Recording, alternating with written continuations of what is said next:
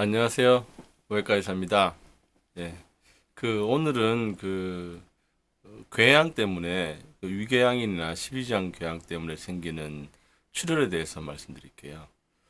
우리 소화성 궤양이라고 하는데, 이 위궤양하고 십이지장 궤양이 있습니다. 이 두 가지는, 암은 아니거든요. 암은 아니고, 악성 궤양은 아니고, 양성 궤양이 되긴데, 위험 인자는 보통 흡연, 담배 피는 것 때문에 보통 많이 생긴다고 하고 요즘은 관절염이나 이런 그런 것 때문에 드시는 그런 진통제 계열들이 또 궤양을 일으킨다고 되어 있습니다. 그래서 이런 궤양이 생기면 크게 이제 물론 속이 쓰리고 하겠지만 중요한 합병증이 세 가지가 있거든요. 세 가지가 있습니다. 세 가지가 있는데 하나는 이제 피가 나는 거, 하나는 막히는 거, 하나는 터지는 겁니다. 폐색 출혈 천공이거든요. 그런데 오늘은 그 세 가지 중에 세 가지 다 수술이 필요합니다만 오늘 세 가지 중에 출혈에 대해서 말씀드릴게요. 피가 나는 거. 위궤양에서 피가 나는 경우는 대부분의 경우에 그 피나는 병변을 잘라내야 됩니다. 잘라내야 되고 다르게 치료할 수는 없어요. 증상부터 말씀드려요. 피나는 경우에는 피를 토하게 되죠. 피를 토하게 되고 해서 이제 응급실에 내원하게 됩니다. 그래서 위내시경을 하게 되면 피나는 것을 발견하게 되죠. 그래서 위궤양 같은 경우에는 병변이 작으면 내시경으로 찝거나 할 수 있어요. 십이지장 같은 경우에도 피가 나거나 하면은 내시경으로 찝을 수가 있습니다. 클립 같은 걸로 똑똑똑 집어서 피를 안 나게 할 수 있어요.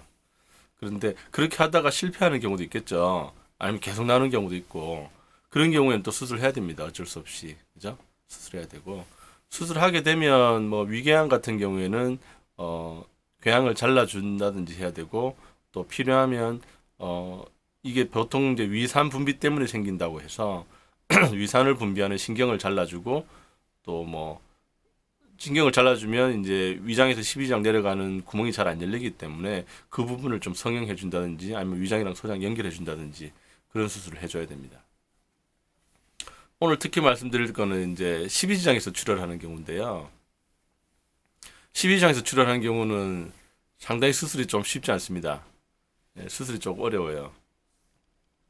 일단 내시경으로 피나는 배를 이제 개복을 해서 십이지장을 좀 많이 움직여 놔야 되거든요. 수술하기 쉽도록 만들어내야 되는데 그 처치도 조금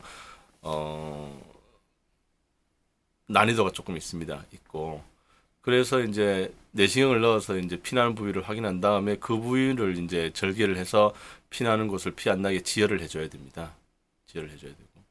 근데 그 절개한 부위가 이제 넓다든지 아니면 환자 상태가 안 좋다든지 하면 그 절개한 부위를 나중에 꼬매주잖아요. 그럼 거기서 새는 경우가 있어요. 누출이 생기는 경우가 있어서 그런 경우에는 또 다시 재수술을 한다든지 아니면은 누출량이 적으면 장피 누공이라는 걸 만들어서 장기적으로 치료한다든지 그래야 되거든요. 그러려면 합병증이 또 많아지죠. 그래서 이 십이지장 궤양에서 피가 나는 경우는 수술하는 사람으로서 상당히 또 주의를 많이 해야 됩니다. 수술 뒤 합병증도 올 수 있기 때문에 그래서 예방적 조치로 장피 누공이 생기더라도 빨리 치유될 수 있는 방법이라든지 아니면 장피 누공이 생기면 식사를 못 하기 때문에 식사를 할 수 있는 영양분을 공급할 수 있는 어떤 경로를 하나 만들어 놓고 나오는 것이 나중에 치료할 때 좀 안정적이라고 저는 생각하고 있습니다. 그래서 최근에 십이지장 출혈 환자가 있었는데